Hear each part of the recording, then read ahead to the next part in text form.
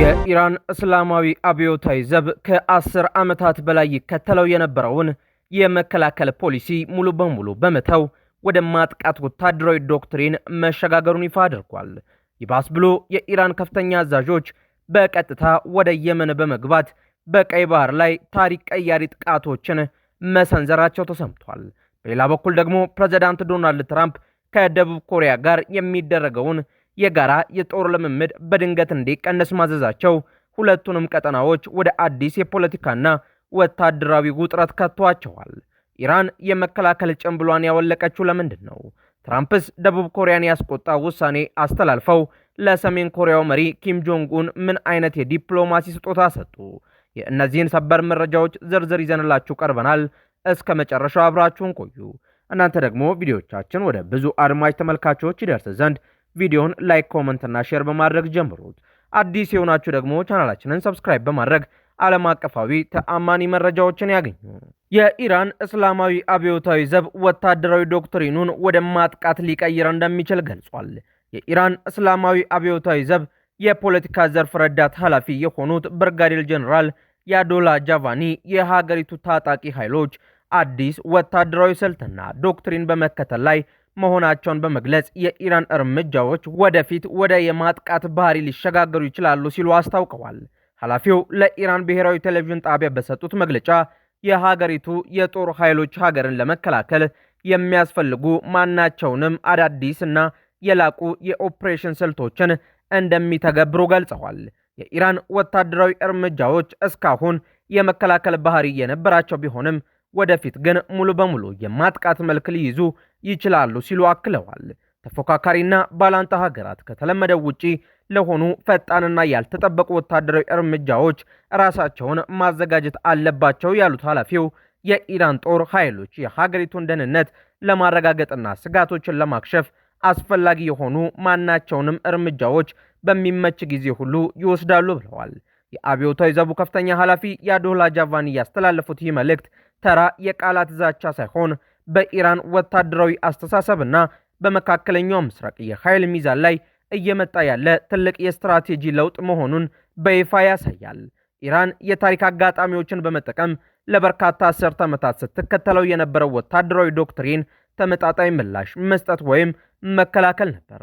ሆኖም አዲሱ መግለጫ ኢራን ስጋቶች ወደ ግዛቷ እስኪመጡ ከመጠበቅ ይልቅ ስጋቶችን በቅድመ ጥቃት ማክሸፍና ጠላቶቿን ወደ ራሳቸው ምድር ሄዶ የማጥቃት አቅጣጫ ልትከተል እንደምትችል ያመላክታል። አዛዡ ከጠቀሷቸው የስትራቴጂ ድንገተኛ ጥቃቶች መካከል የሳይበርና የቴክኖሎጂ ዘመቻ፣ የሚሳኤልና የድሮን ጥቃቶች ስልት ለውጥ እንዲሁም የባህር ላይ እገዳና የትራንዚት ቁጥጥርን ያካተተ እንደሆነ ተገልጿል። መግለጫው የወጣው በቅርቡ በቴሄራን ከተደረጉ ከፍተኛ የወታደራዊ አመራር ሽግግሮችና አዳዲስ ሹመቶች ጋር ተያይዞ ነው። አዲሶቹ ወታደራዊ አዛዦች ከፍተኛ የመከላከልና የማጥቃት አቅም እንዲገነቡ የተሰጣቸውን መመሪያ መሰረት በማድረግ አብዮታዊ ዘቡ የቃላት ፍልሚያውን ወደ መሬት ላይ ዝግጅት እያወረደው መሆኑን በይፋ ያመላክታል። ኢራን የመከላከል ጭንብሏን አውልቃ ቅድመ ጥቃት ልትሰነዝር እንደምትችል ይፋ ማድረጓ በመካከለኛው ምስራቅ የጠላትነት ግጭቶችን በከፍተኛ ሁኔታ ሊያባብሰው ይችላልም ተብሏል። ከዚህ ጋር ተያይዞም የኢራን አብዮታዊ ዘብ አዛዦች ወደ የመን መላካቸው ተገልጿል። እንደ ዎል ስትሪት ጆርናል ዘገባ የኢራን እስላማዊ አብዮታዊ ዘብ ከፍተኛ አዛዦቹን ወደ የመን በመላክ ከአንሳሩላ ሁቲ ታጣቂዎች ጎን በመሰለፍ የውጊያና የስልት ድጋፍ እየሰጡ ይገኛሉ ተብሏል። አዛዦቹ በቀይ ባህር አቅራቢያ የሚገኙ የሮኬት የባህር ኃይል መሳሪያዎችና የድሮን ማስወንጨፊያ ጣቢያዎችን ስምሪት በቅርበት የተከታተሉ ሲሆን ለሁቲ ታጣቂዎች የኢላማ ዝርዝሮችን፣ የሳውዲ አረቢያን ወደቦችና የኃይል ማመንጫ ተቋማትን ጨምሮ እንዲሁም የስለላ መረጃዎችን ማቅረባቸው ተነግሯል። በተጨማሪም ከሳውዲ አረቢያና ከአጋሮቿ ሊሰነዘር የሚችለውን የአየርና የሳይበር የበቀል እርምጃ እንዴት መመከትና መከላከል እንደሚችሉ ስልታዊ ምክር ሰጥተዋልም ተብሏል።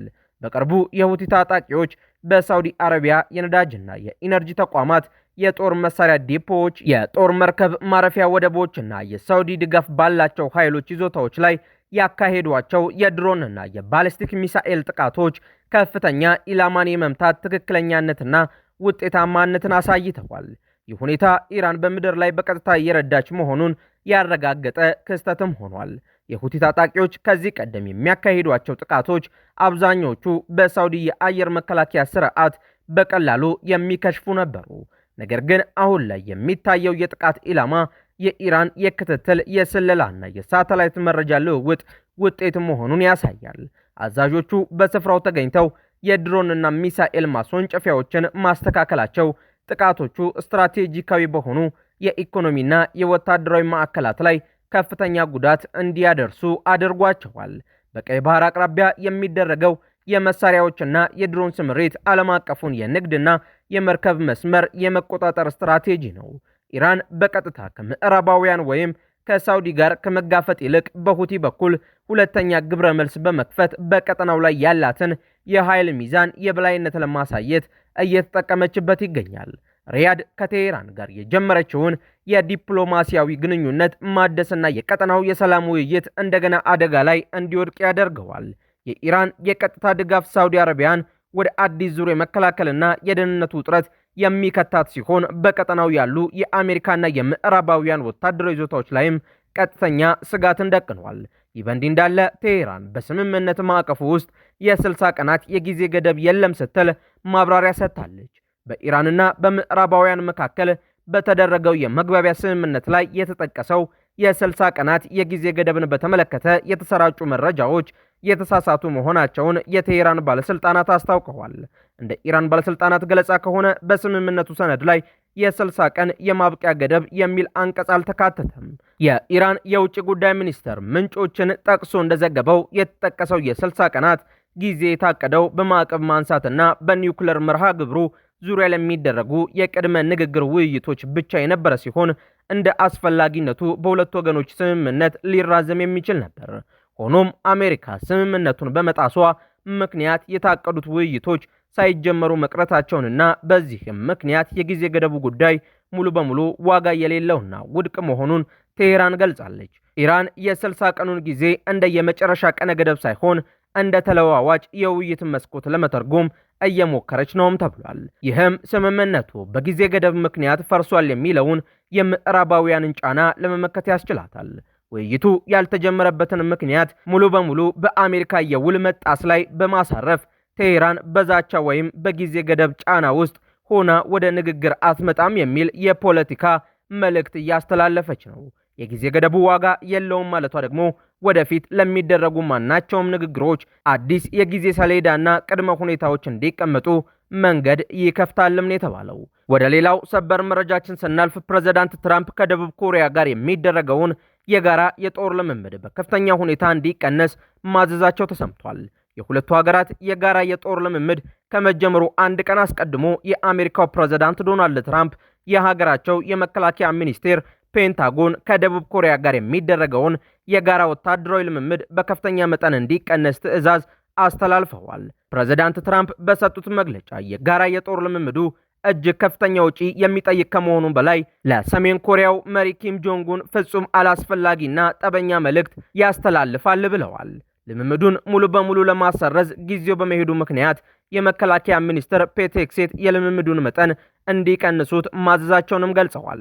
የዚሁ የጋራ ልምምድ ላይ ወደ 18000 የሚጠጉ የደቡብ ኮሪያ ወታደሮችና በደቡብ ኮሪያ ከሚገኙት 28500 ያህል የአሜሪካ ወታደሮች የተወሰኑት እንደሚሳተፉ እቅድ ተይዞ ነበር።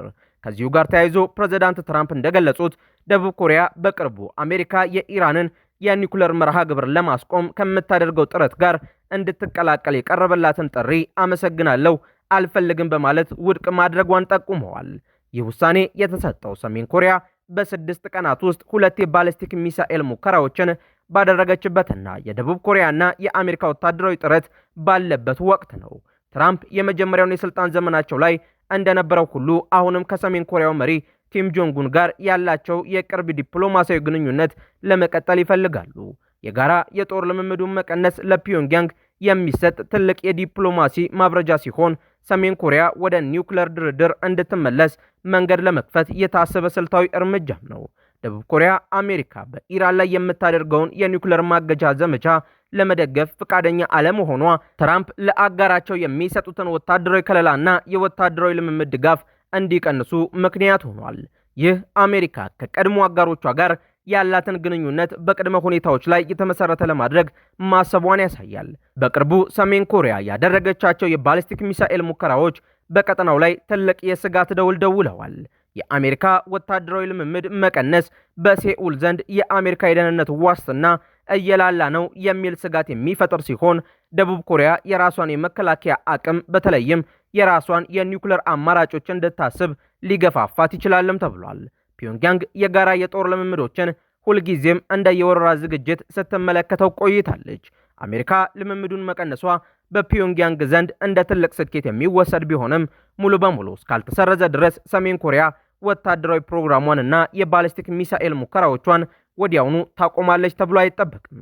ውድ የአውድ ዓለም የዩቲዩብ ቻናል ተከታታዮቻችን አዳዲስ የተሰሙ ሰበር መረጃዎቻችን እነዚህን ይመስሉ ነበር። በእነዚህ መረጃዎች ላይ ያላችሁን ሀሳብ አስተያየት በኮመንት መስጫው ላይ አስፍሩልን። አዳዲስ መረጃዎችን በፍጥነት ለማግኘትም ቻናላችንን ሰብስክራይብ ማድረጋችሁንና ለሌሎች እንዲዳረስ ላይክ እና ሼር ማድረጋችሁን እንዳትረሱ። በሌላ መረጃ ዳግም እስከምንገናኝ ሰላም ቆዩን።